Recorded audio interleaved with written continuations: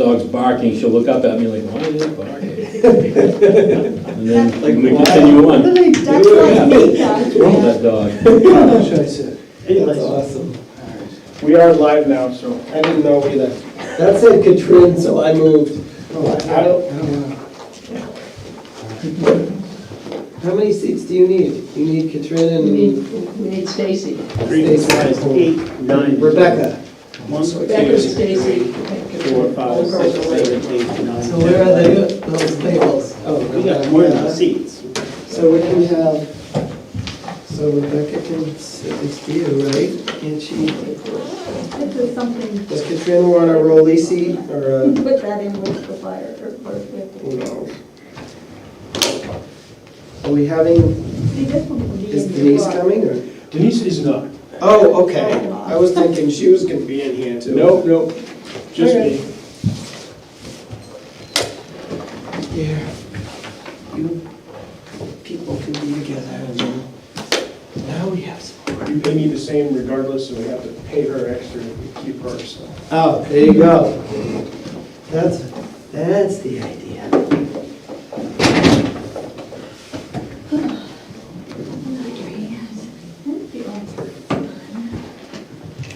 Hi, Rebecca. Hello, How you doing? I'm good. How are you? Long time no Good. see. I know.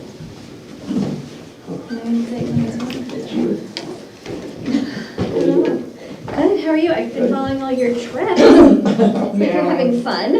We do a lot in the fall. So short my mother. Where'd you go? Finally. We were, I was still giving her a gift certificate for Christmas, I guess. Not used. Oh, I'm going back to the I've Hudson been Valley. informed for multiple reasons that the tent is a code Great, violation. that sounds. Rhinebeck. Explaining it was on.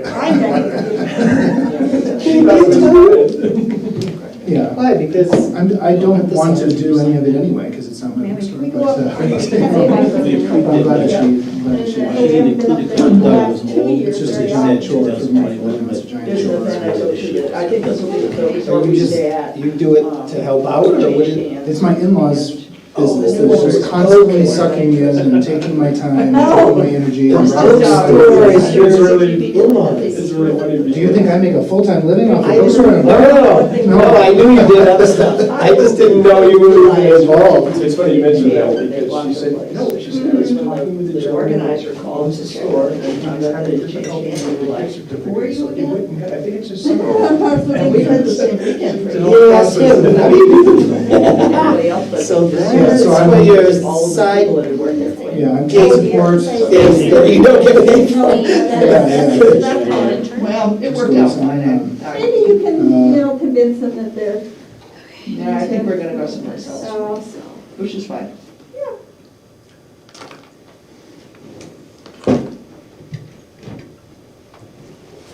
No cupcakes, or? I was like, oh, Rebecca's gonna be there, so we'll have cupcakes. Is that a campaign promise, Rebecca? I don't think I did make that promise.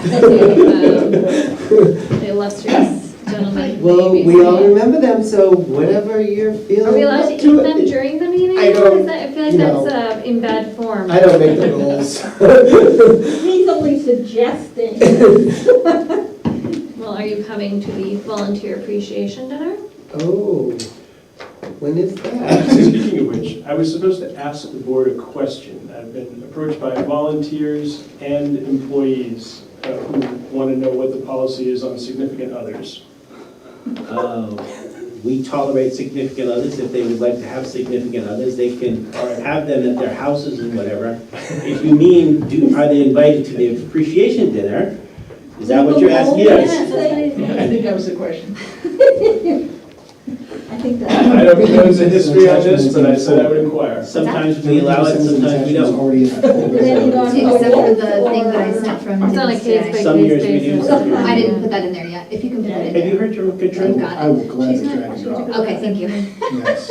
I mean, not Oh, that so it's she's very not coming. helpful information I don't- anyway, I don't- considering this doesn't Okay. actually Where's include Stacy? it. She's not coming? I was not aware of that. Okay, I'll take a bite. Yeah. Oh, there's Stacy. Hi. How's it How's it going? Good, how are you? So she's Doing well, thanks. sure she's done coming, so, I am positive that she's not coming, okay. Who was that? or she'll be very, very Katrina? late, yes. Katrin. All right, so All right. let's open the meeting. And I will will transfer control to Stacy. All So it's right, your meeting, and excellent. then when you're done, give it back to me and we'll be done. Okay. Do we have minutes from last meeting, Cord? He did do them. You did, I know. I took notes, Okay, and I did not format those into minutes. okay, that's fine. I will do that, and I will bring them to our next meeting.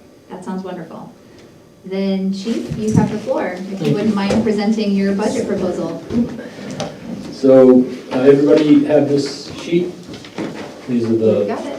highlights, if you will, of the budget. Once again, we tried to stay within our budget, keep the increase, if any, to a minimum. So the increases that we do have, one is to payroll, and that is due to pay increases and promotions that have either already been put into effect or are requested. We needed to, or I needed to, retain some of our experienced people. They were going to jump ship, if you will, go to other departments for more money. And it's hard to put a dollar value on experience. So made some offers to some of the people who were leaving. They accepted the offer. They were leaving purely for money. So we were able to retain some experienced people. In order to do that, understanding how tight the budget was going to be, I agreed to eliminate one full-time position to fund these increases. We're short-staffed, we're training new people. I don't foresee filling the last open position we have for quite some time. It's just too hard to find people, good quality people. So once we have the 2 new people we have get through the academy, and by June of next year, they should be able to work on their own. I'll look at filling the 1 vacant slot we have. And then once that person's up to par, then the following year, I'll either put that full-time position back in the budget or do a warrant article, and we'll go from there. But it seemed like the prudent thing to do to try to be able to keep the people we have, but not ask for a huge increase in the budget. So the total increase to the payroll is $11,783. The other increase was contracts, lease agreements.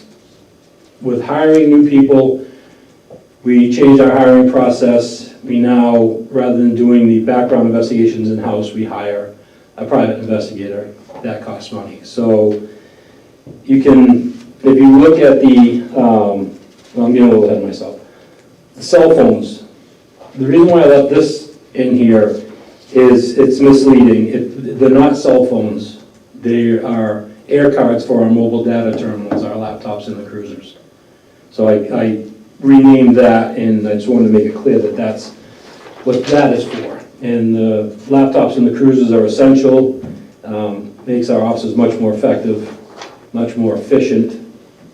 They can run just about get any piece of information they need on a person that they're dealing with at the time. Write reports in the police cruisers. We can now print accident reports or citations in the cruiser, which saves time. So that's what the cell phones, mobile data line item is for. Now the contract lease agreements, what I've done is label out everything that we had to pay out of this line item, and you'll see you got the Search for Truth, Occupational Health, and Dr. Nicole Sawyer right at the top. Search for Truth is the person who does our polygraphs. Those are $175 a piece. Psychological exams are $675 a piece. And a background investigation completed is $750. So that's where the increase to this line came from, as well as the county tactical team. We have a yearly dues, and it's been $1,000 a year for over a decade. Equipment training has gone up, so all the county chiefs got together and agreed to a $1,000 increase, $500 this year, $500 next year. What is the tactical, The tactical team is the SWAT team. okay, Yeah, the SWAT team. that is available to you if you need it? Yeah, and they've been here, they were here twice last year, we had those 2 big events. So that's what that is, and we had a member on the team, and we hope to again in the future. Other than that, everything else pretty much stayed the same. There wasn't a lot of cost increase. So that line increased by $2,229, and that's primarily the hiring process. We hired 2 people, so all those costs times 2. So basically, the increase in the budget is from payroll, from promotions and payroll increases. We added the Juneteenth holiday, so that's 8 hours of holiday pay per employee that needed to be added in. Again, in an effort to keep this increase as minimal as possible, I haven't asked for a new cruiser in this budget. We haven't had a car for almost 2 years.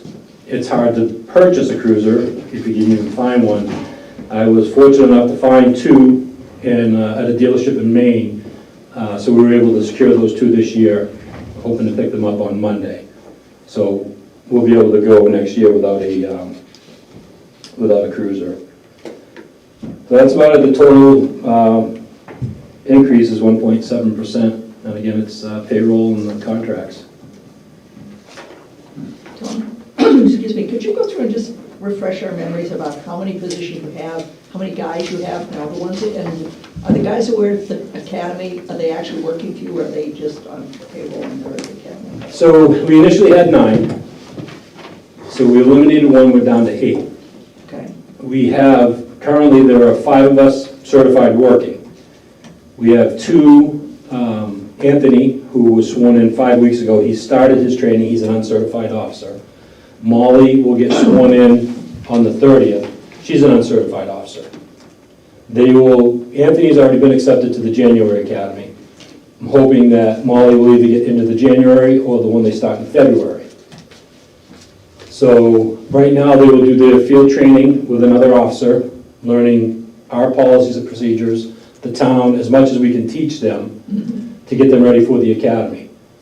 Then when they graduate the academy, they'll come back and do a few more weeks of refresher, and that's what I'm hoping by the end of May, beginning of June, they'll actually be able to cover shifts by themselves. So you're really operating with 5 guys? Correct. Okay, that's what I was, yeah. Yeah. Yeah. And how much extra time are you doing? It's usually around 14 hours a week. I work Mondays and Tuesdays, a late night, to help with the extra coverage. But, we had an officer call out on Tuesday at noon, called out 6, he was supposed to be in at 6 to cover the 6P to 6A shift. He was also supposed to work the beer fest on Saturday, and he called me today and said he couldn't work that, so now I have to cover the beer fest. Now, it's a detail, it's extra money, but I'd rather be with the grandkids. But it's an alcohol event, there needs to be a lead officer there. So it's a 2-officer detail, traffic and in the event, and I've got a Stratford officer who's going to do the traffic, and then I'll be in at the event.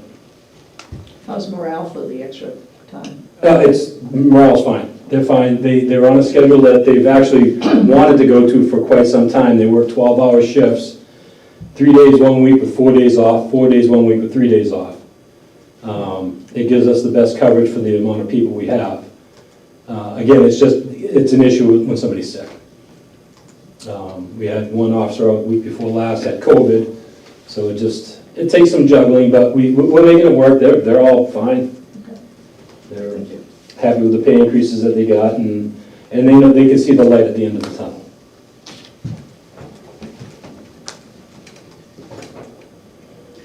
For the officers that are uncertified, beyond just kind of on-the-job training, are they productive in any way? Contributing members? No, not at all? No, because they have to be tethered, if you will, to an officer, to a certified officer. Okay. So they're in the car with the officer.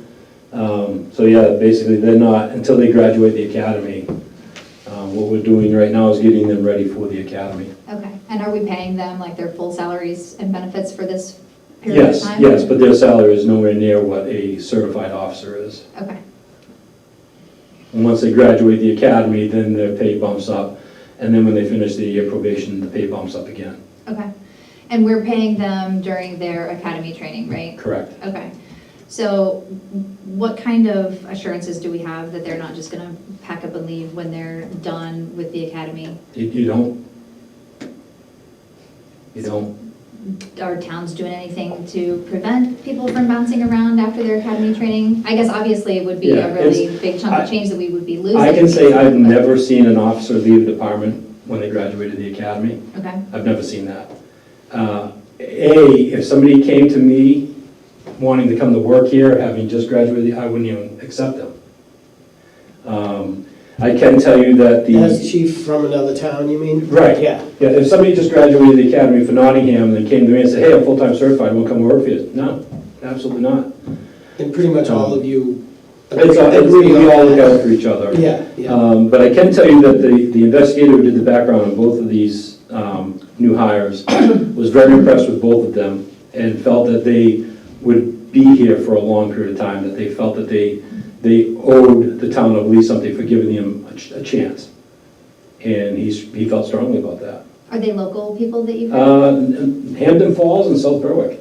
But there were Lee residents who recommended them, Okay, who called me and said, hey, we know this kid, he's looking to get in, or we know her, she's looking to get in, and sent them our way. Because we were not having any luck finding anybody worthwhile to hire. is that a risk for them, like living so far away?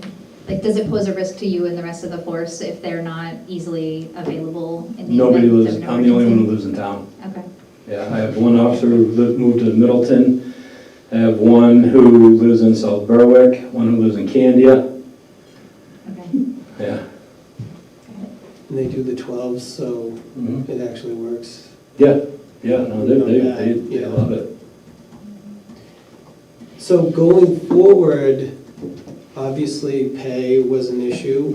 Are we addressing that issue? We've addressed it, the board, we met with the board and I made a proposal and the board said go for it and so. But so with those people, and we've kept them, I'm Yeah. talking about going forward. Yep, in my salary line item, the money is in there, so when Vanessa hits her year, she will get her pay bump. When these two new officers get out of the academy, they'll get the pay bump. When they hit the year, they get their pay bump. In the one open position, there's enough salary in there that we could possibly attract a full-time certified person to fill that position when it's open. So that's adequate now? Oh, Like absolutely. compared to other towns and everything? Oh, absolutely. Hopefully they won't? Yeah. Okay, Yep. great. That's Is there a cost of living or any other increase in these salaries for this year? No. That, we don't usually put that in. Make that decision.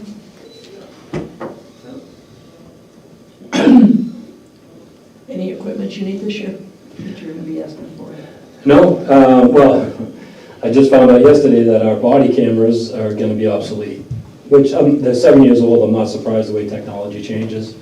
But I said, you know, you have to wait till after my budget was done. But we have the special duty line item, so I'm hoping by next year, these will be supported for another year. We'll be able to figure it out, and they have some lease programs where you lease them, and every 3 years, they give you new cameras as they upgrade. So that's what we're working on. I'm looking at a grant right now for the body cameras. Like I said, we've got the 2 new cruisers. One of the cruisers I had budgeted for all new equipment, and the other one, and the rest of our equipment is all less than 5 years old. So one of the other cruisers will take the oldest car offline, and all that equipment will go on that car. So equipment-wise, we're fine. Who gets the old car? The detail, that's our moneymaker, that's our detail car. That's the one you'll see sitting on the side of the road.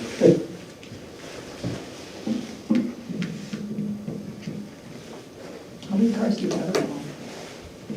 We have 5. Five. Plus the 2? Well, we'll remove one completely. We'll leave the fleet. And then the other one will go to the detail car. Okay. Does that include your, Yeah, so we have the 4 line crew, what we call duty units, mine, so I guess 6, then the detail car. But we'll take the oldest cars over being, all the equipment's being stripped out of it right now, we'll auction that one off. And then the oldest one of the cars we have now will become the detail car. And what we're doing is, so now, our supervisors have never had a take-home car, they're on call, but they don't have a take-home car. So if Lieutenant Liberty, if I was out of town and he had to respond in, he'd have to respond in his pickup truck or Candia. So the way we're doing it now, he'll have a take-home car. That'll be So he'll be able to the respond. detail car, or No, that's the other one? That's that the you- other one, yeah. Okay. Yep.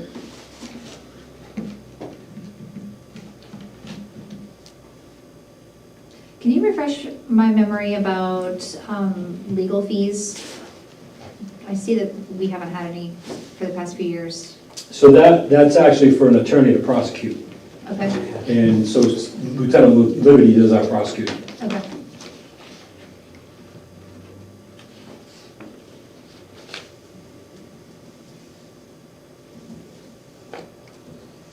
Any other questions for the chief? I think we're good. Yeah. Okay. Thank you. sir. Thank you Thanks, very Chief. much.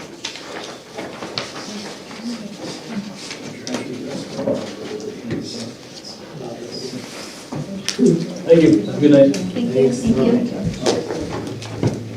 It's just as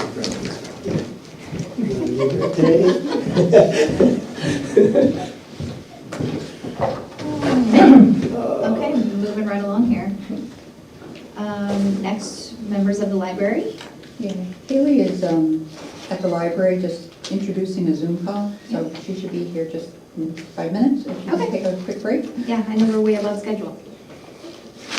And she had double booked for the evening, so just trying to introduce it and then move on and something else. Part of the community, program that was set up a while ago. Big house, back house, Yeah. little house, Yeah, I something know. like that, yeah. Yeah, I wanted to see that one, but I'm double booked too. Yeah, yeah, I know. And they can't record them for later viewing, so, We can't, oh, So this, I mean, you could, but it might not be. this Excel spreadsheet that we got Yeah. today from Denise doesn't have any of this information in it. No. No. Great. Usually- usually what happens is I will ask them for a download and I'll create one for us that we Yeah, will but I feel update. like in the past, they put the numbers they wanted into this Oh, you spreadsheet. just haven't got to it yet? You'd have to ask the town administrator. What would you like? What would you like? Right? We would like a version with numbers incorporated. For the worksheet, the overall Yeah. worksheet, yes. Yeah. And Because I keep flipping between what Yeah. chief sent us and what was in the past, and it's, Yeah, it's not there yet. no, Joanne did not do that. well, actually, there's something for fiscal year '23 in here, so that's when I got confused. And there should be a fiscal 24. Oh, yeah. Oh, okay. Column with these. Now I'm double confused because never mind. Yeah. I see what happened here. So this is actually 24. The blank column is for 24. No, Yes. that's not what I put. Yes, yes, yes, So that's this is mislabeled. That's So all of this mislabeled. is incorrect. Yeah, so you have to That's add one super to every single one of freaking those. helpful. I didn't prepare the police budget and wasn't going to call attention to that. That's right. Well, that was like, oh. I was like, oh, are we on 23? I'm thinking, maybe I was counting We're on wrong. 23. Okay, It's the year when the fiscal year ends. I know, I So- hate the fiscal year. Almost got through. So, okay, fine. So that's 3, 2, 2. Is it? One, Okay, so one. all of these are off? Oh, they're all off. Yeah. So, yes. And the other thing I will ask Joanne to do is just maybe include the lines and include a blank column for the budget committee, so as you make, if you make recommendations or changes, you Don't need can, it. don't do that? We have our own. Okay, We have, We have our own. we have our own. very well. Yep. So Joanne will give me a download from Tyler. I will put it into our little thing, and we will keep track of it, and then when we're done with it, when we recommend it back, I give her the data file, and she just uploads it into Tyler, so there's no data entry. Okay, because I was trying to figure I out. remember this from last year, and there was Yeah, data that didn't entry, a go so lot of well. data entry. So can someone explain to me these numbers then? Because this number is smaller than that number, and you told me there was an increase of 1.73%, or 1.7%. Those are just the salary ones, there's No, all this the is ones. the total. Yeah, but this is total for, No, isn't this it? is everything. It's uniforms, heat, electricity. Something's not Something's not good, adding here. yes. That's not my spreadsheet. Here we go. I understand, I didn't know if you knew what was wrong with it. Yeah. I don't, I have a note to check that final because the 739. We're taking our survey. Yeah. I have 760, but at least the one who just presented, he's got a total of 760 for what was labeled fiscal year 23. He said there was a 1.7 increase, but I got fiscal year 22, Yep. 23 of being 7. I'm very confused. Can you check it? Yeah. I can. As I said, I have a note for 2 different totals here that need to be squared. Thank you. Welcome. Hi. Thanks for Do you joining need us a today. copy or anything? Are you guys? I'll have one if you have Absolutely. it. Why not? Thank you. Do you guys need a copy? I can look on her shoulder. Thank you. I appreciate that. It is, yeah. All right, flustered and Thank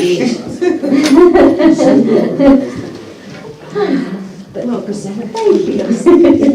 So, for those that haven't met before, my name's Hayley. I'm the, I guess, still relatively new director of the Lease Public Library, so I will be doing our budget presentation today.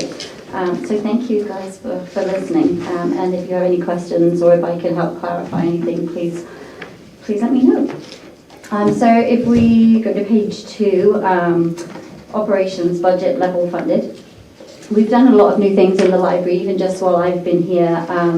One, by reducing budget lines on other items, and 2, through grants that we've received. So we've done a lot with our technology upgrades in the library this year. We've upgraded all computers for the patrons, so we now have 2 new Macs, 2 new PCs. The networking system is much, much better. We've updated our modems and all our technical equipment. We've also managed to purchase new multimedia systems for our patrons, so we're now having movie nights, which are a lot of fun. We're doing a lot more programming with the things that we have managed to get throughout that. We've also had a new website design. Not that we paid for, that I designed myself. Which, if you don't mind me, big up myself, it's much better than it was. So we've got a new website, new Facebook page. So we're trying to give ourselves a bit of a technological overhaul, just to try to keep current and keep up to date. We've also received new shelving as part of donations from the middle school, which really helped our collection development. So that was very good. The grant that we received, mostly for tech, we bought a new owl to help with our meetings, especially with all the Zooms and things that we're doing right now, and lots of other awesome resources. That grant was for $4,380. I don't think we included it in here, but it was a good grant. Moving on to page 3. The budget that we've set out for next year is, there's no change in the amount that we're asking for this year for the budget. We have moved some line items around, just having looked at the previous years and what we've spent and what we've saved and where we have moved our budget along. So you can see we've tried to keep it as similar as possible to 2023. Obviously, electricity over the past few years has gone up, up and up. So we've kept that the same as this year's budget that we set. We've dropped our book budget hugely in the last few years, mostly because we're doing more downloadables, more online, more Overdrive, Libby, Hoopla, all the things that you can download without physically coming into the library. So our we've managed to reduce our book budget by quite a lot. We have upped technical because we've done all the upgrades, and now we have people that come and help us every year maintain the systems, make sure we stay up to date, make sure we don't have any trouble with anybody hacking into us and causing us lots of trouble. Programs, we upped the budget for programs a little bit from previous years. We're trying to do more for the community. We're trying to, now that COVID seems to be, not that COVID's over, but people are trying to get out there in the community more, and we're trying to get them back in the library. So if you keep track of what we're doing over there, we're doing lots more programming than we were. We've got more adult things going on, more kids things going on, and we're pretty busy over there, which is awesome. And the numbers for programming are just growing. Every month we see more and more people coming back into the building, not just for programming, but for circulation, just to come and see us. So it's nice to see people actually coming back after COVID and coming out. But our budget, as you can see, is the same, so we're not asking for any more money on that line. If you move to page 4, Youth Services Librarian Proposal. This is where we are going to ask for something else. We have an increase in demand in our youth services. In 2021-2022, our Youth Services Librarian, we only have one of them. She delivered 305 children and teens programs, attended by 7,230 patrons in just a year. Now, if you divide that into days, she's running a lot of programs. She assembled 1,221 craft kits, all taken by the town of Lee residents. And the most popular of our events, our programs, is our after-school clubs. And every time that we put the word out that sign-up is coming up, they're full within a second. So the demand for more programming from us, especially children's program, is just growing and growing, and every program that we run is to capacity within minutes. So we feel like we need to be offering more to the community along those lines, not just for adults, but more for children as well. Our youth services responsibilities are quite large. She plans, prepares and delivers educational children's and teens programming. She does circulation tasks. She assists the team. She manages all her and supervises all her volunteers. She has to maintain her professional development, obviously, to keep current and up to date. And she serves the community with outreach. So she'll go to the schools, she visits people, she tries to get out there in the community. So with the increase in demand for her, her role is just, it's developing all the time and it's growing. And there just isn't enough time for her to do everything she needs to do. So I did a little bit of a competitive analysis. If you move to page 5, I called around 10 other libraries to see what other people were doing, to see how their programming was going, to see if they had full-time youth services. So based on what I found out from the 10 libraries, 58% of them already have a full-time youth services librarian with full benefits. 63% of them pay a minimum of $22.73 an hour with a maximum of $26.89. So the town of Lee, it's 16% lower than their lowest level and 29% lower than their highest. So our youth services librarian just does 34 hours a week. So of course she doesn't get any benefits, no entitlements. And it's just not enough, we feel, anymore. So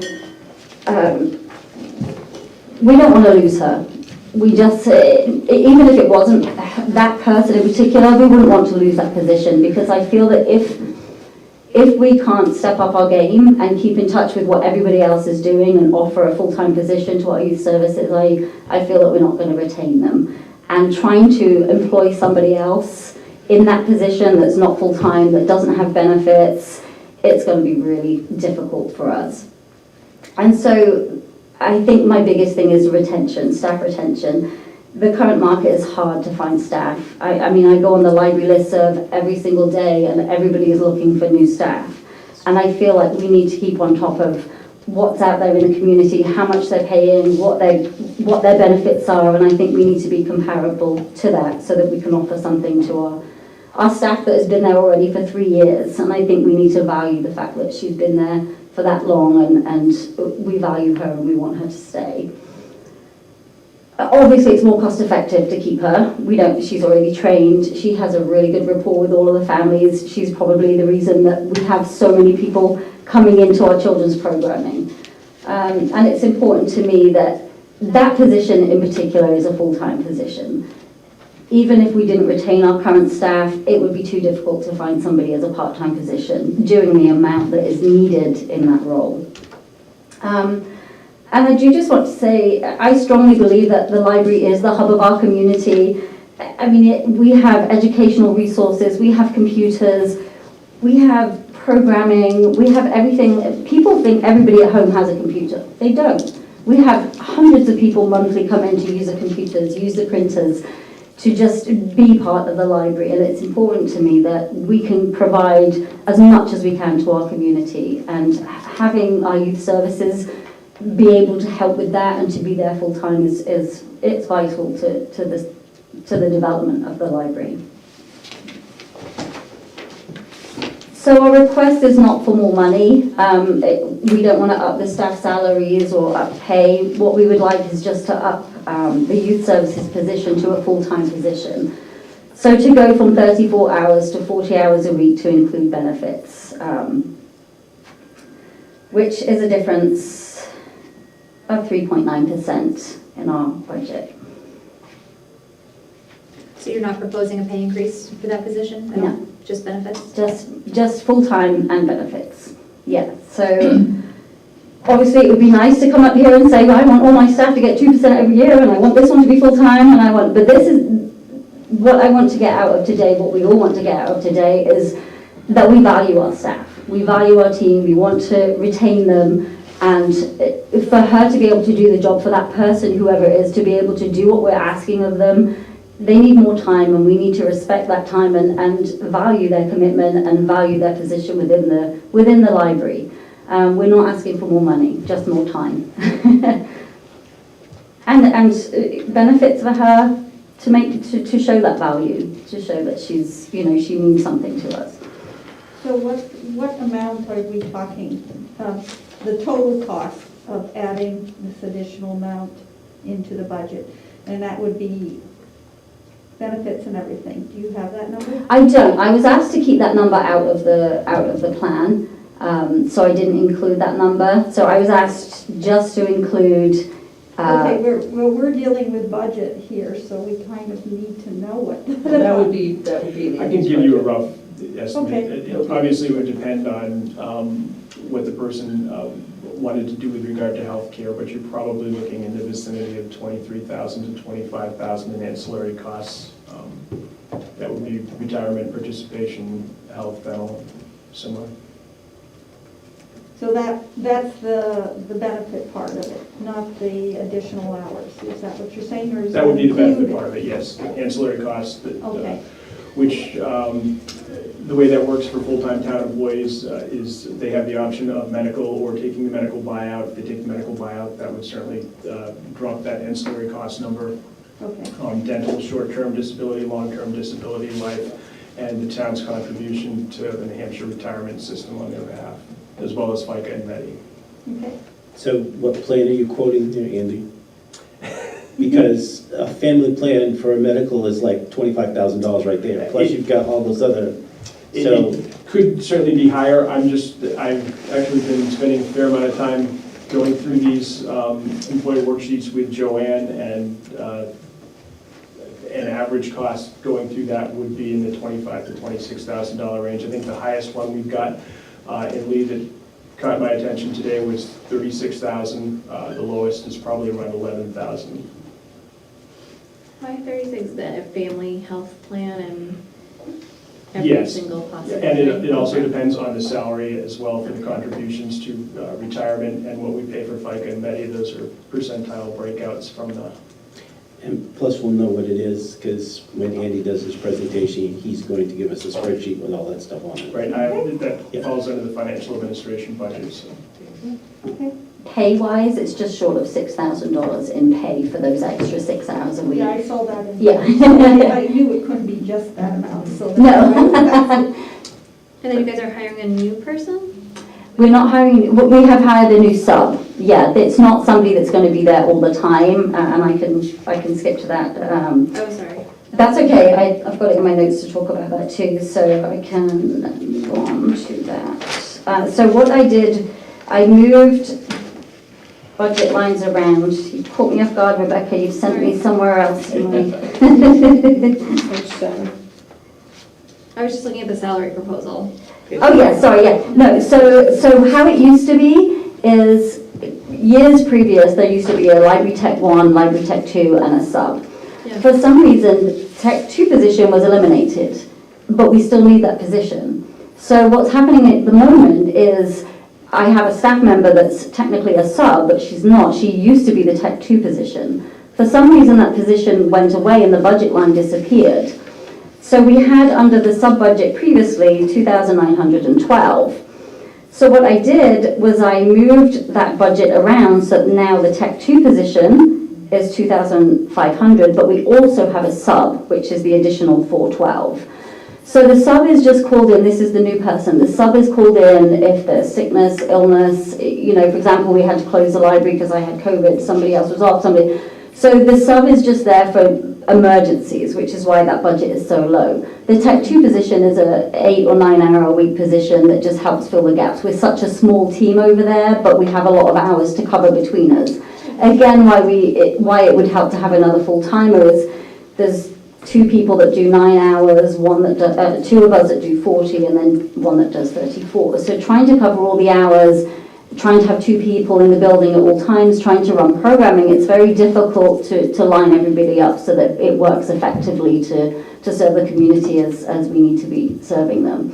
So while the budget hasn't changed for the substitute, I just moved it around so that the sub is, so we've got the Library Tech 2 position who's there all the time, but we've also got a small budget for the sub should we need it. But not all the time, like it's only like 5 hours a week. The sub? The Library Tech 2?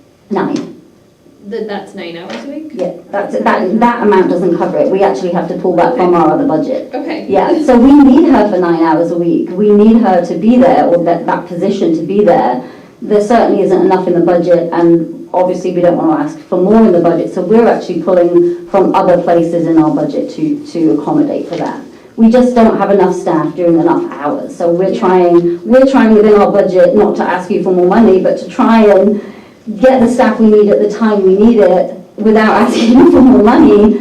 So we're trying to make a compromise here. I'm trying to keep as much of everything else the same, pulling from other parts of our budget where we can, if we can.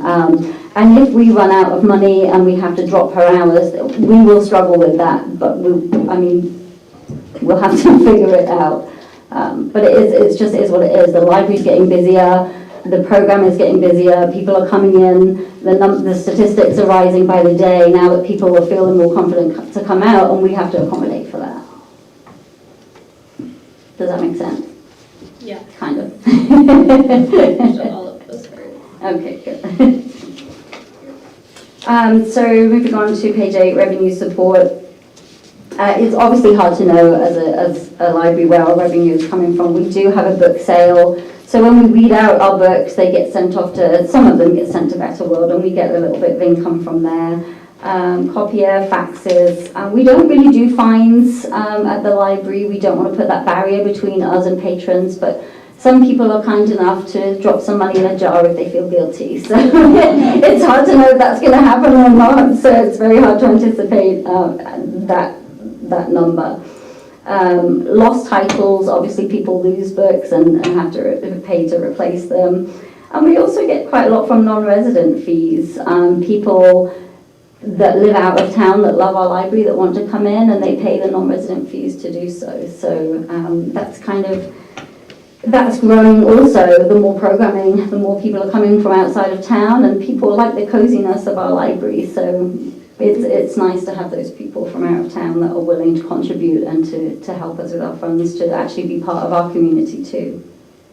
And obviously we never know how much we're going to get from random donations from people.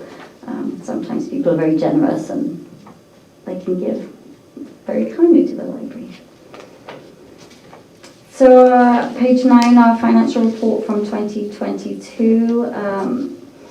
We did get some designated gifts. We got nearly $1,300. People, a very nice lady wrote a check and said thank you for the wonderful years of book reading that she had, and another lady donated for mystery titles because she thought she'd worn all our copies out. So we have had some very nice people give donations.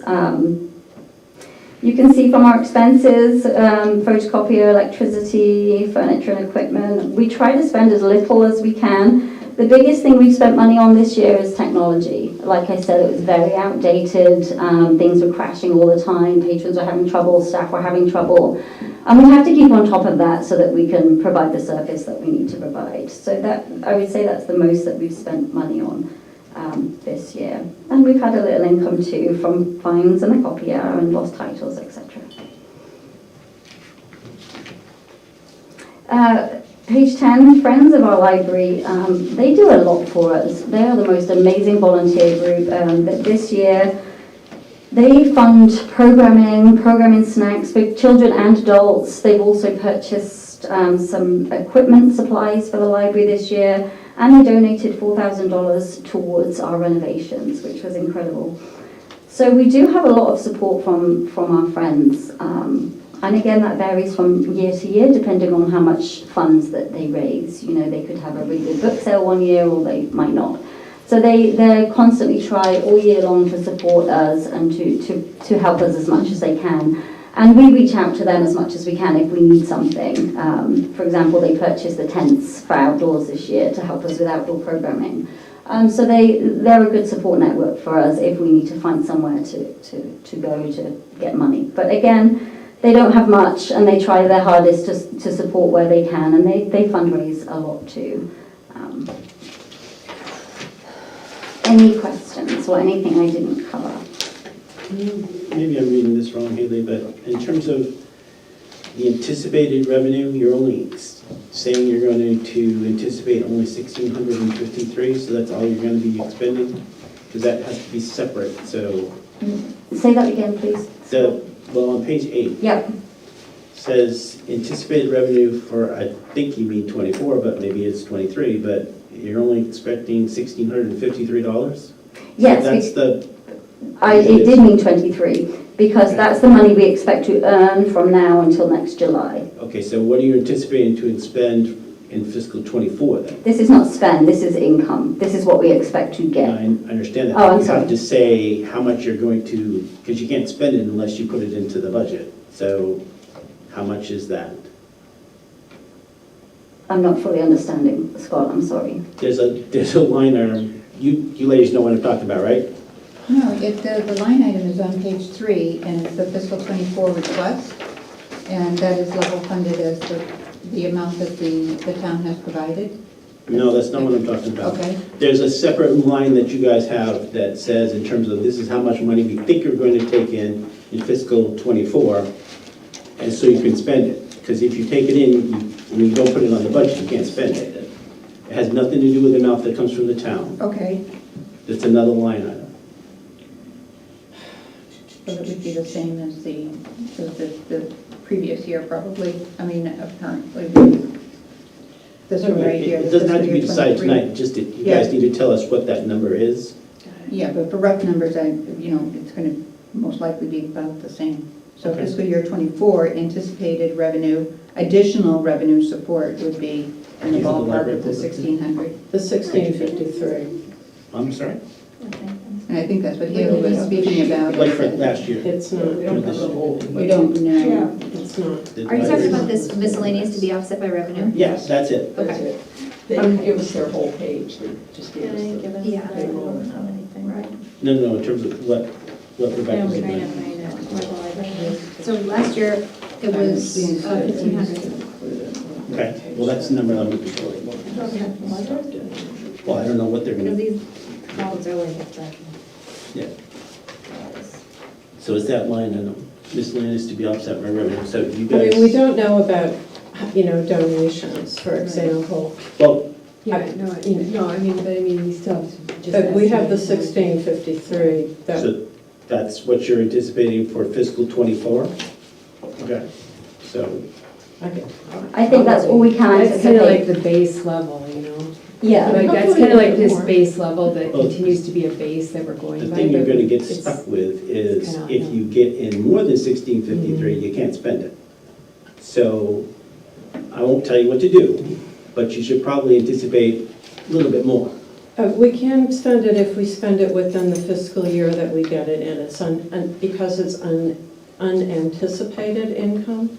That's not how I understand it, but That's, maybe that's something we can look into.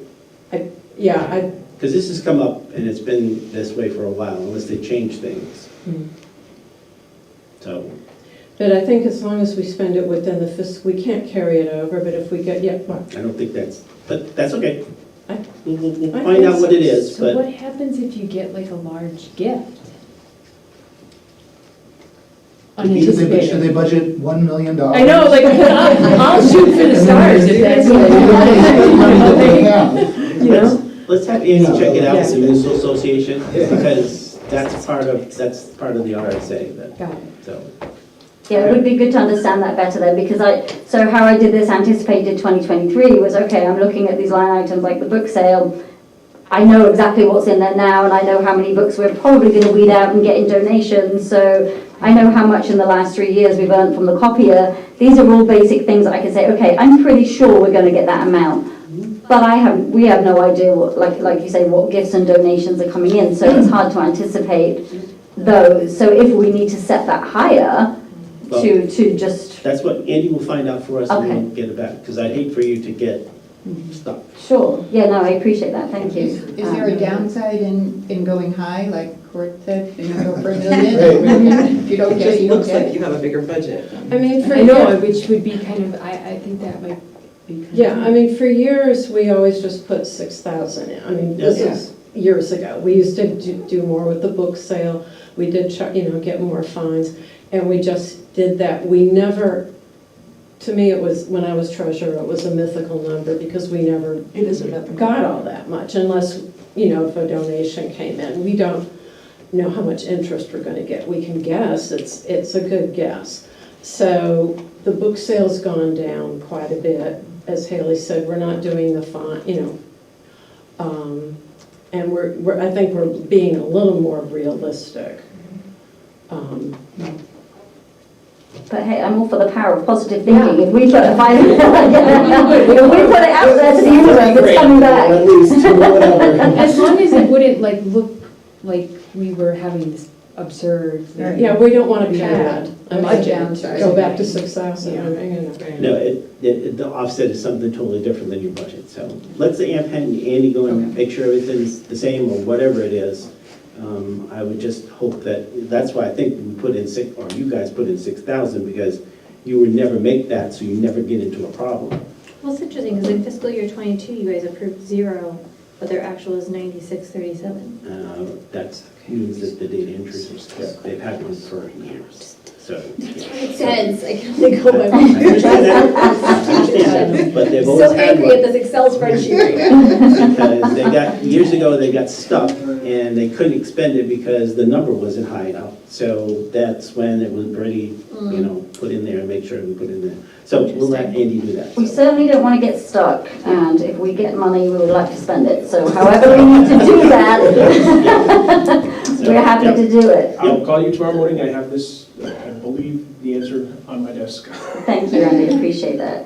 And thank you. I think just as a closing, what we really just wanted to relay and get across today was that we are looking at retaining our team, retaining the team that we have that do such an amazing job of serving our community, and just getting that position to full-time. For anybody else that comes in the door would I feel, keep us in line with where we should be in comparison to other libraries in our area. I appreciate the time. Thank you for listening and for taking our asks into consideration. Yeah, thank you very much. Don't run off. I will make Couple questions. I'm Pat Barber. I'm one of your electronic book users. So I don't know if we've actually met before. On page 10, you've got the Hospitality Center Fund as part of the Friends of Lease. Yes. What is the Hospitality Center, and can you talk a little bit about where the renovation stands? Absolutely. So the Hospitality Center was funded by the Friends, and the thought behind it was a place for people to go, grab coffee when they come into the library. They want it to be a welcoming space, that people, have you been to Durham Library? Yes. Okay, so in the Friends' head, they were thinking, oh, this is amazing. We want somewhere that our community can come in and grab a drink and sit somewhere cozy and read a book. And it's supposed to be a welcoming area within the library that people can come and feel comfortable. The renovations are hopefully starting after Christmas, so January. We're in the final stages of getting the last drawings together. And as it stands now, it's looking like we're go for launch in January. And what the hope of the renovations is to create a more user-friendly, welcoming, newer space for people, while trying to keep the cozy feel that we have that people love so much. Does that answer your Yes, question? it does, thank you. Can you tell them a little bit about the plan to use the town hall too? Yes, so very kindly the Board of Selectmen have, so in order to get the renovation done as quickly and cost effectively as possible, we're able to move part of our children's collection into the town hall. So the aim is to try and clear the old schoolhouse and the main circ area that is now out, so a lot of it will go into storage. The children's items will be moved into the town hall so that we can clear 2 hall spaces so that they can renovate more at one time. The other circ staff will move into the adult area so that we have 2 entrances in and out. Once they've worked that area, they'll hook us back into the middle, back into the circ area, which is all being reworked. So the circ desk is going to move, there's going to be a little different feel to the place. And hopefully by having the use of the town hall, we'll get things done quicker, streamlined, and be able to keep all our services going. So we shouldn't have to cut off programming. We should still have full access to interlibrary loans. We're trying to provide all the services that we're providing now throughout the renovation. We're doing our best. Thank you. You're welcome. Any other questions? What is an owl? An owl. I know what an owl is. It's the cutest little thing. It's like a camera. It's a camera microphone that if we had a meeting here, it would sit in the middle and you wouldn't have to touch it. It turns itself to the people that are talking. So for example, you're in a book group and you've got a round table. So when you do a Zoom and you've just got your camera and you can't get everybody into that Zoom, what the owl does is it picks up the voices and it moves to the people that's talking. So if you're watching from Zoom at home, it moves and watches everybody talking. So presentations, programs, anything like, anything like presentations that you're doing, it just gives the people that are joining in from home, it makes them feel more involved because they can actually see everything and hear everything, and the microphone moves around the room so there's no, what did he say? It's a really smart system. Yeah, it's very clever and it's very cute. Ours is called Elliot or Owliet or something like that. Owliet. After my daughter, who is called Elliot, so I named Owliet. It's a very funky piece of equipment. Thank you. You're welcome. All right, if there's no other questions, thank you, Haley, for You're joining welcome. us today. No, thank you guys so much. I appreciate your time. We all do. Thank you. This is everyone for tonight, yeah. Police and library, so we're a full hour ahead. Yes, I'll try to do that every time. Whatever happens. She's doing a really good job. The new chairman will have everything. As soon as I got my crony cord over here. Yeah, there you go. Wow. Yes. All right. It's all recorded, so. I like that owl idea. That's I know. a pretty good thing. We should have had that last year. Yeah. I thought you weren't coming. I thought you were staying at your meeting. No, it ended up ending earlier than I thought, but then later than I thought, so it just ended at 5:30, which was earlier than I thought, but then it did end at 5:40. That's why I was late. That's okay. I just feel like you weren't coming. Yeah, I So apologize. that's what you Could decided. I ask the Board of Selectmen one budget question about the library? The reason I had asked Stacy for those sheets was, I think there are some expense items that didn't get presented by the library tonight. They presented the salaries and wages and what made up their quarterly, but I think there's like insurance, there's some They're the ancillary There's costs. some ancillary Some things, of that's and under I the didn't want to finance. ask them tonight because I wasn't sure who was going to understand what I was asking, so I figured that was why I asked about the sheets, was because they didn't give us all their expenses. Okay, because it's part of the financial budget, you're Some of saying, that right? will, No, some of that because will it- come under my budget, but. Oh, is it? Well, the ancillary PR expenses are a line under library. Yeah, I thought they were all separate. But that was not in their presentation. Right, but that wasn't in their presentation. And they don't have access to those anyway, so they couldn't. So even though it's in their line item, he actually fills it Yeah, in. Joanne will calculate, well, Andy and company will calculate what those are, and that will be included in their thing, but they don't have access to that information, so they couldn't present it. I don't think. But I think there were some other building expenses that, Oh, yeah, yeah. there's other stuff, insurance. Like is heat. Other other stuff and Heat. heat, yeah, I don't know why she didn't give us the Fuel. whole thing, but I wasn't sure. She doesn't have access to it, though. And that, and also the heat is for 3 different buildings, it's really hard to know which one is which, and it's Yeah. complicated. Well, there's a calculation that. Oh, okay, so that they gave us everything they have control over. And access Yes, to, yes. So, but the rest of it will come from Andean companies. The heat is just like an allocation, right? So it's paid centrally, and then you allocate the portion for the library to their line items, is that what happens? There's one fuel tank for the town center Okay. that feeds the But they don't library, have the town access. hall, the annex, and the museum. And I use a square footage formula to try to come up with an amount to assign those entities. Okay. And strangely enough, last year, I forget what the library allocated, 2560 or 2650, something like that. The square footage percentile breakout came within about $18 in actual fuel costs Okay. of what we broke out, so. Is anybody else using the town hall beside the library? No, Has anybody asked to use it? not that I know of. We just gave them permission to use the library, but there seemed to be some discrepancy in terms of one thing said they were offering to pay, and the other thing said they're offering to assist. I don't know what that means, but they're coming back. And Denise and I had some conversation with them yesterday about that, and they're coming back to explain what assist means.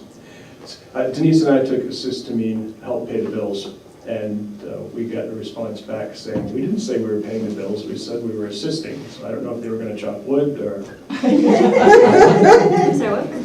Maybe they were thinking that what you would pay if the building wasn't used, the Right. change Difference. from that cost, because you have to keep it at a certain level anyhow. So they were thinking you're paying the difference between what you have to pay anyhow, but now that there's people coming and going from it, and lights are going on and off, it's costing more. I don't know, maybe Well, that's the arrangement we kind of have with the Historical Society and also with the library when they were just using it for their children's programs. Yeah, we use it So for I would everything. assume, going forward, that that would be the same arrangement, but we'll hear what they have to say. And I told them that I, would revise the calculations and give them an idea of what a fair share might be, so. Is it important to know what the cost is for each one of the buildings? But that's Like, not what to they told separate it out? Denise. Can't that easily be metered? There was a Like, put discrepancy. You Well, know, it's like This oil is heat. the selectmen on It's oil heat. with I know, but you can put a meter going off of each. Sorry. Yeah. Oops, sorry, Madam Chairperson. You can't have multiple people talking because people on the thing can't understand what's going on. So, Okay. You go, Tom. Mine was in reference to asking a question about the different, him having to take square footage and trying to calculate it out and everything. Why can't it be metered? Like, I know they have separate meters that you can. We don't have separate meters on the buildings at this time. We have one fuel tank with lines going to each of those buildings, and obviously the annex uses the lease, and the town hall is clearly going to use more this year, but I can certainly see what the cost is involved with metering those buildings separately. Or is that an advantage? I don't even know. Or does it matter? I mean. The complicated thing is if the money's all coming from the same, in the end, the same pot, I think they probably chose this one tank and this one system because they're like, we're paying for it So it doesn't matter. regardless. But if you start to have the Historical Society take on some of the costs, then there's no way to have an actual way to know. That's what I was wondering. So then it starts to change, so it depends on how you go forward. They didn't used to have heat, so it wasn't a problem.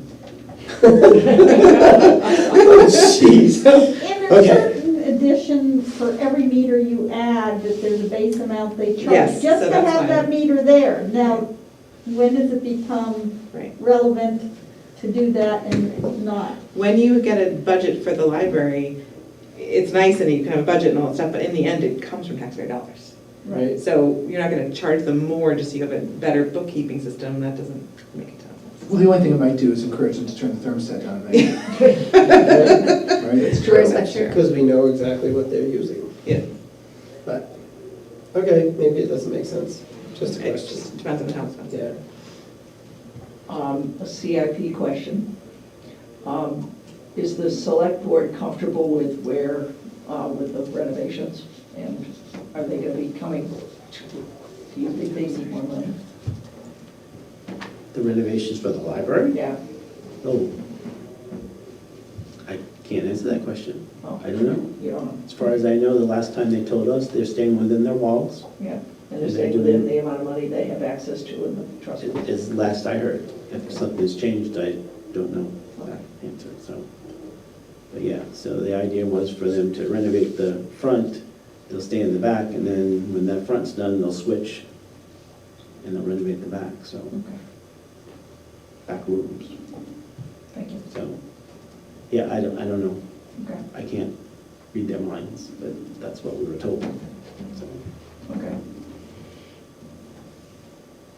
and in terms of CIP, That was, you could tell us, since you're on the committee, but until that particular group provides us something, we're still using the financial planning tool to make general considerations, but.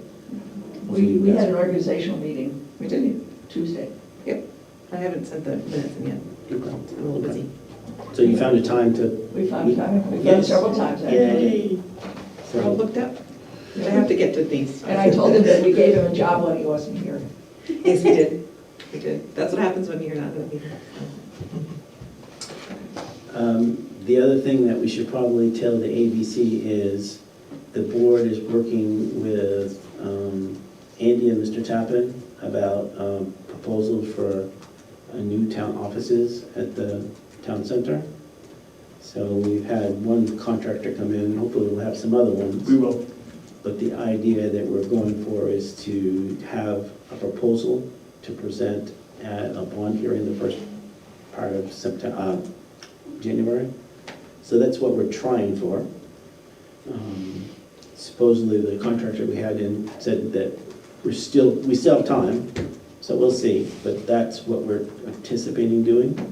You mean putting up another town hall? Another town offices. Yes, So. part of the last project that was proposed, a piece of the last Yeah. project. So that's just an FYI, that's one of the other things we're working on, so. I don't know if there's anything else that we should. Don't sound too excited about it.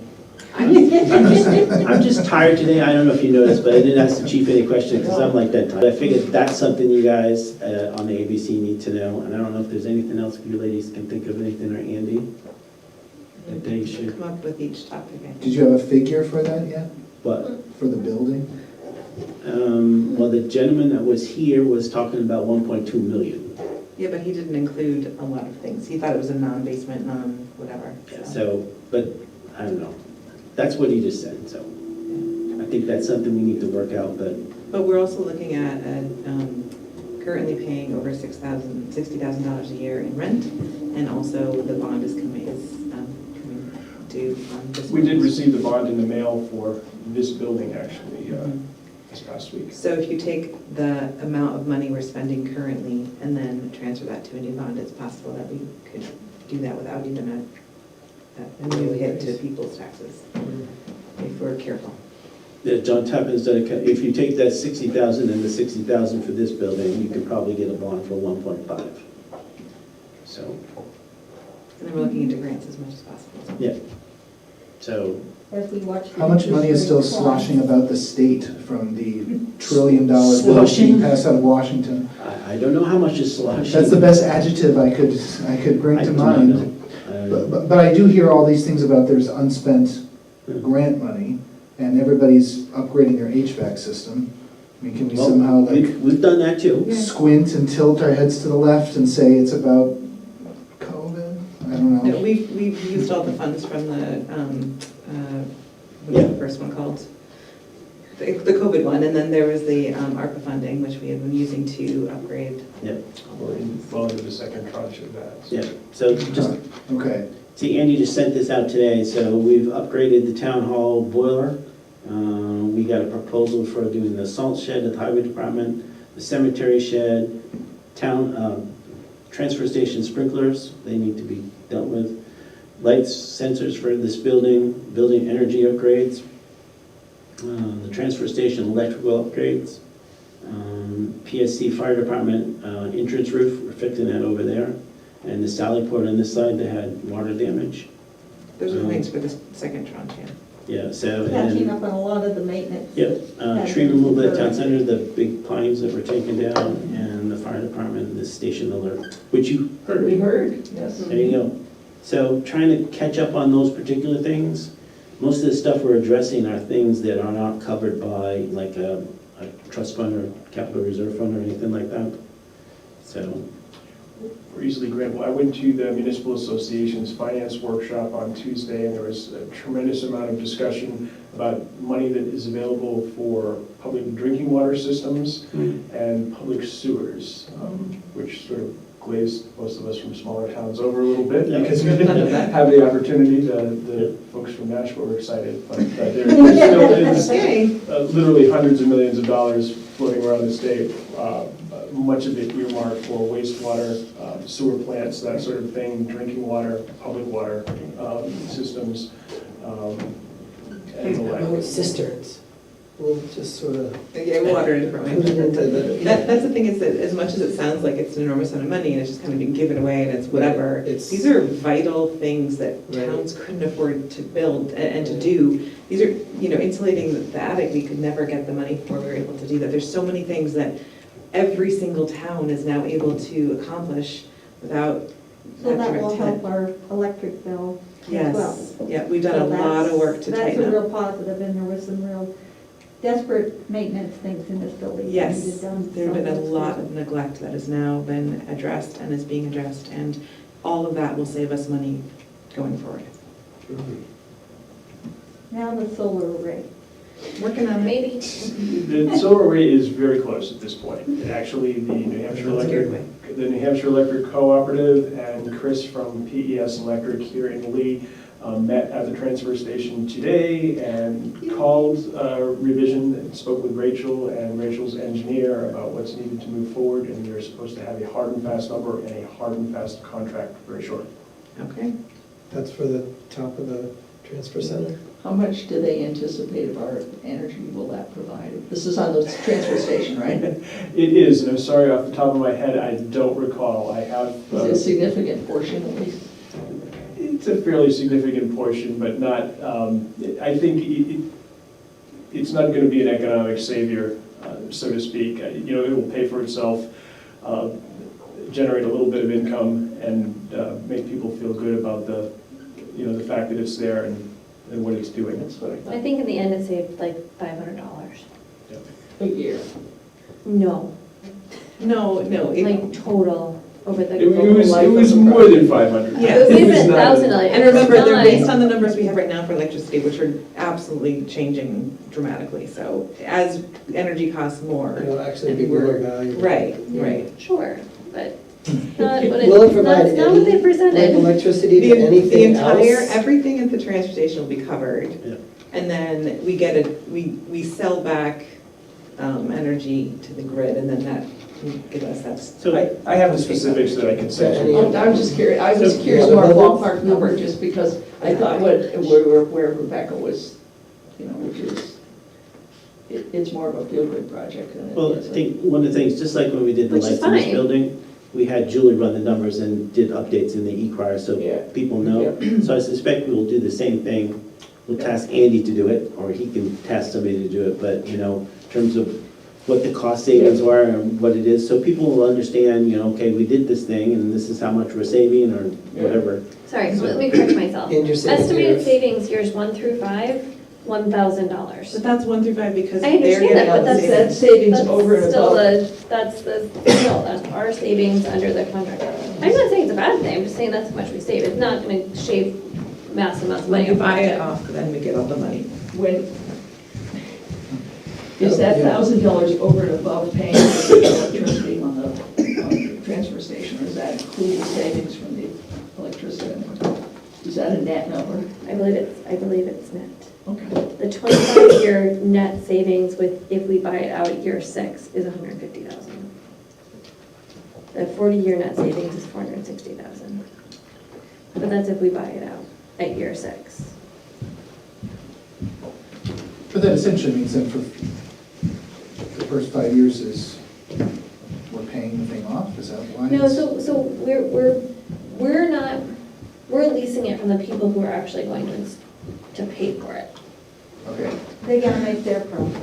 So we're still, we're buying the electricity from them that our solar array is making. Okay. The thing that it won't tell you is what's your differential in costs. So what would your cost be after 5 years if you didn't do anything versus? That's fair, that's Yeah. absolutely fair. I'm not saying it in a negative way at all. I think it's a great idea. I'm just telling you that's what they're telling us Yeah. we're saving. So those numbers are based on what the rates are right now, and we know rates are changing. So, Rates are changing, and I That's recently fair. looked at a historic graph of the last 20 years of New Hampshire electricity rates. Yeah. Guess what they've done? They've gone up. so, Very you remarkable. know, Really. after 5 years, you can probably do a calculation to see, you know, what your savings were versus Yeah. if you did nothing. So, I didn't call an economics professor about it, but I did refer to an old book of mine, and it turns out that if demand continues to increase while supply remains fixed, prices will go increase. up. Yes, I think- You might want I to think most contact them people just know to that. verify. Yeah, Well, did you see the article they just ran in Portsmouth Patch about the fact that we don't really have a good gas supply at the moment? So they're anticipating all of that to drastically increase in price as well because the demand is high in the supply as well. The other thing is that with solar, it's possible as technology advances that we could get to the point where we could have that as a backup option if we lose power as a community or whatever, that there could be some way to, you know, like there's a lot of potential in the future. It's getting it installed and getting it ready that's gonna get us ahead of the game. do you have a presentation that you plan on giving about where, like, all this deferred maintenance that's been taken care of by these grants? Well, we don't want to stress out Steve, because we already stressed him out in terms of, he would be probably the one to do the presentation, but We've talked about it throughout all the select board meetings, but you were asking, can we like compile something and present like a grand? I can certainly give you All the stuff that's been an done. overview and list of the projects that have been completed with the ARPA money Yeah. over the past. What would be really fun to show you is how there was a open vent with heat going through it, going into our open attic, which had huge spaces into the outside. And so that was a really great use of money and energy. We fixed that. That's Yeah. good. That does bring up a good point, Andy. Maybe in the e-crier every week, we should highlight one of the projects that's been done with the ARPA money with maybe before and after pictures Well, that or would be great. something. Piecing them out in small, Awesome. Yeah. small doled out. Just so people know. I meant even like look at all 2 these things. slides at the, Right. town meeting. That's a great Yeah. idea too. Just, Yeah. Yeah. because there's always There's a people who 30 show up there people who have not read the e-crier, have not read anything. No, They're there, and Right. they're dedicated to the idea that you are wasting their money. Yeah. So, So it might we be could, nice to we could have. do both. We could also, whatever we put in the e-crier, we could put on the Facebook, so we were hitting people 3 different ways. Yeah, and we could, the overview for each of the tranches of money that we received are easily enough translated to a slide for the Yeah. board that as sounds well. good. So I think that also helps people understand when this money is being put out there, it's not just being frittered away, it's that there's Yeah. really valuable things that are You're happening. actually, yes. That they I are didn't likely know not all seeing these in their things had day-to-day been lives. done. Yeah, exactly. So that's great, yeah. And hopefully, they might not see it, and even in the cost of heating, it might be a lot less because of all the things we've done, and yet the price goes up, so it's hard to see how much less unless you look at the gallons. So. Okay, any other topics of discussion for today's meeting? I did want to bring one thing to your guys' attention. So for our meeting next Thursday, the cemetery trustees are not going to be joining us. Instead, we're going to be visited by the league greeters who have a very small budgetary request. And the cemetery trustees are going to be joining us ahead of the Public Works meeting on October 20th. Who are the lead greeters? I do not know them by name. Committee. It's a new committee, okay, good. Just as an FYI, I was also contacted by the newly formed Technical Advisory Committee, who surprisingly want to come before the Budget Committee and request some funding too, so. Okay. Yeah, you can let them know that they can get in touch with me. Oh wait, no, they're already on the schedule. Okay, good. IT committee, November 3rd. Great. Oh, yeah. Where did you say the cemetery trustees were going? Cemetery trustees are 10:20? going 10:20, right before Public Works. Okay.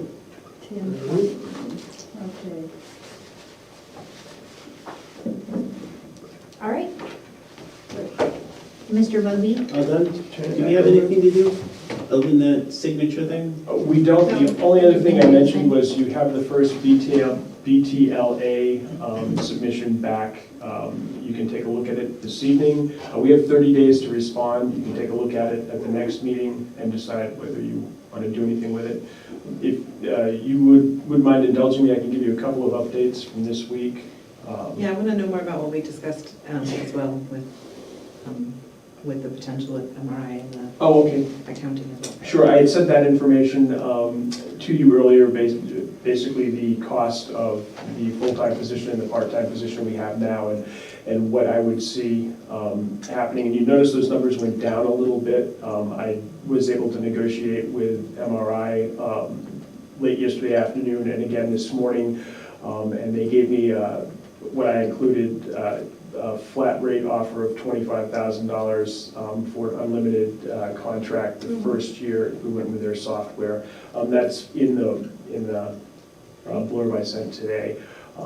The other two things I wanted to mention were it's been a crazy week. As I said, I went to the municipal finance and budget workshop with Denise on Tuesday, not knowing that we were notified Friday that the Department of Labor was going to do a one-day inspection and audit of some town facilities a week from then, on Friday at 9 a.m. On Monday at about 3:30 in the afternoon, they called and said, yeah, we changed our mind, we'll be there tomorrow at 9 a.m. So big shout out to Steve Bullock, Karen Rossi, and particularly Bill Booth, who was much more instrumental than I think anyone realized he was going to be in escorting them around. They were still here in town in the office building this afternoon. They found a whole lot to look at and decided to stretch this into basically a week-long inspection and audit, which is occurring at the same time that our financial audit with Plotzik and Sanderson started. That's going this week as well. So we've had two teams sort of demanding things. And I heard that in the audit, so far, there's been very minor complaints, and that's a pretty fabulous thing considering how many buildings are under. Yes, we've got some very definite things they're concerned about, and we thought we had them out the door and on their way back to Concord, and they realized that the parish building is a town building and decided they wanted to take a look at that. So no. I didn't meet with the team. They were still there this afternoon. Day on its own.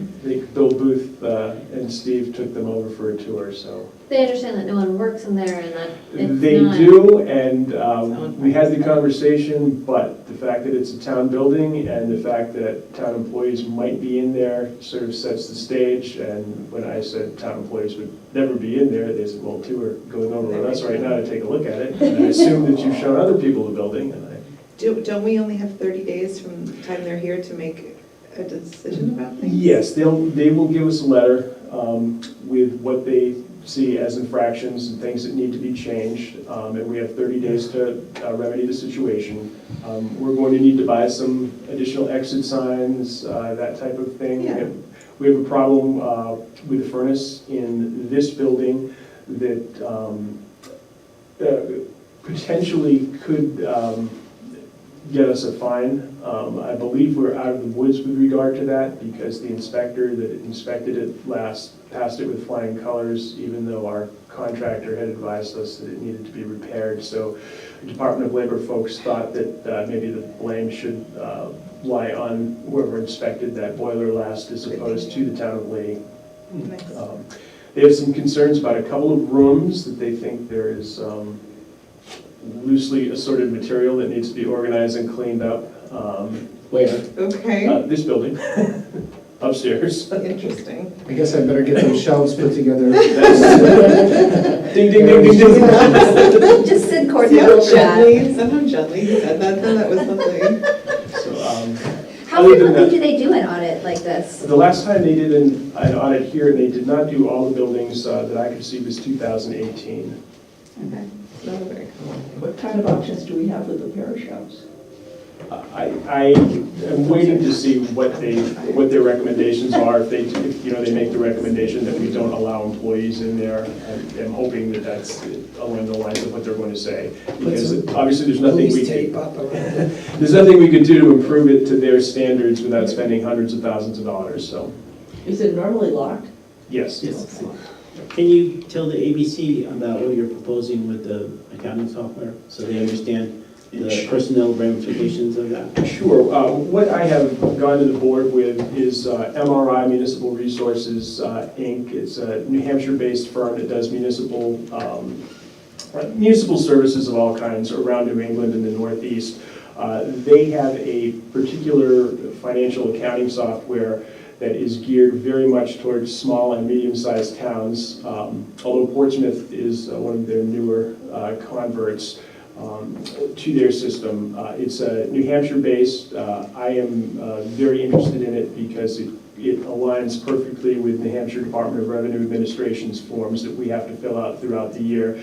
So rather than calculate a form, get together with the financial officer, try to figure out what the numbers are, get together with the town clerk, try to figure out what the numbers are, and then go online and plug them into DRA's forms, we could generate these forms as well as all our federal tax and employment documents that we need to file quarterly. It has some other advantages. It has a payroll system you can plug into it. Right now we are still paper payroll. Department heads come over with a handful of homemade time cards that are hand filled out. I think it offers us some real benefit. MRI also offers contracted services in lieu of having your own employees. And in my hometown, that's one of the things that we did. We had a full-time bookkeeper.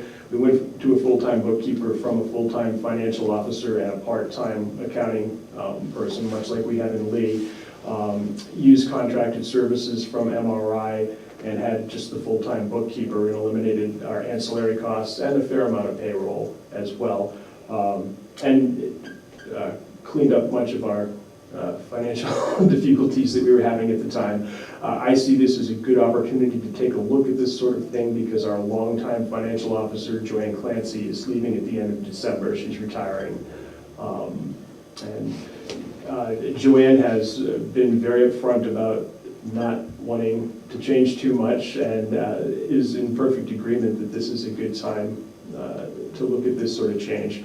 Obviously, there's some upfront investment when you switch software packages. It would be a little over $50,000 to switch. It's actually about the same cost as it was the last time the town moved to a new accounting software, which was in 2014, July of 2014. So that's what I'm looking at. I presented some numbers to the board. I was very pleased. I overheard Ryan, the lead auditor for Plodzik and Sanderson, talking to Joanne yesterday, and he specifically asked her if the town had considered looking at MRI's MTS program because it would be so much easier to use than what she was using. So I spent about 15 minutes talking with Ryan. He audits a large number of towns, he and his team in New Hampshire, and he said that he saw it as an excellent option, particularly for small to medium-sized towns. And would have no hesitation in moving forward if you had the means to do it. And one thing that I am very aware of is as these months are going really quickly and we have a lot happening, in order for Joanne to be able to figure out and finish up a lot of things, she's going to have some time in other places. And we don't want her to leave and then to start this. And now we don't have anyone to help get the information over and all that kind of stuff. So I feel like we need to move a little more quickly on this. Because I think that we want to start the process while we have the person that knows where all the, Bodies are buried. I was trying to think of a different, I'm like, that's not what I want to say, but yes, where all the bodies are buried. Because I think that it will greatly reduce the stress of everyone else. And one of the things that we've talked a lot about is that employee frustration and keeping everyone happy. It's a really hard time right now with staffing, and we don't want to have a huge upheaval that's really stressful. So I feel like we really need to move quickly on this. Yeah, it's a double-edged sword. really for us in the town office, because Joanne is planning on retiring, is definitely retiring at the end of December, and longtime town clerk Linda Reinholz is also planning on not running for town clerk in March and retiring. Her assistant, the deputy town clerk, is very interested in running for her position, which is fine and well for her, but right now she's also the accounting assistant who works with Joanne and I, so basically there's a huge vacuum here of people that have done the books for Lee for years. How quickly could MRI get their system implemented? Like, could it be done before the time this person retires at the end of December? I believe it could, yes. I've been working with Chris Pearsall, and one of the reasons I was also interested in using their contracted services was I think have a tough time finding a financial officer, particularly for what we could pay, within our budget parameters, and a combination of the implementation team and using their contracted services at the same time, I think would jumpstart us ahead of where we might be otherwise if we just lost these people. And Can you speak to the personnel parts of it? with regard to the contract, The idea that there's no longer a financial officer, it's a bookkeeper. The half-time person that is filled now, that particular position would go away. And then they would have a CPA from MRI that would be assisting us on a contractual basis. right, the contracted services would be a CPA.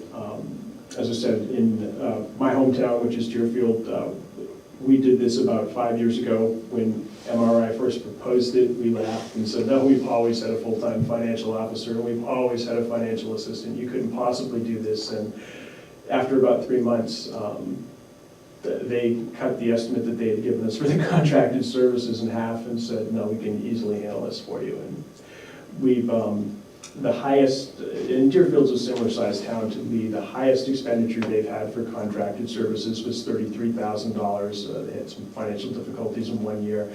The other years, it's averaged around $20,000. I think Lee is a little bit more complicated because of the full-time fire department and rescue people, and you have a larger police department than many small towns. So that is why I had talked with him and why he'd give me the estimate of $25,000 for an annual contract. And it's $25,000 plus an implementation fee, I'm assuming? Yeah, the total software implementation package, including... Why don't you send the documents that you sent to us to them so they can see it as well? Sure. That would be great. Yeah, the implementation package for the software would be, the first year for the MTS software would be right around $58,000, and that includes the first year annual license of $5,400 too. Nope, I can certainly send the budget committee that I have 2 sort of comparison pages that would show you exactly what we're looking at. Great, thank you. And send them the other pages that you sent to in terms of what the software does and doesn't Yep. do. There's a, I can certainly include that as well. Thank you. Anything else? Please? No? All set? Yep. Motion to adjourn? Second? Second. All those in favor say aye. Motion passes. Tom, you don't vote. He's just really excited. I want to adjourn.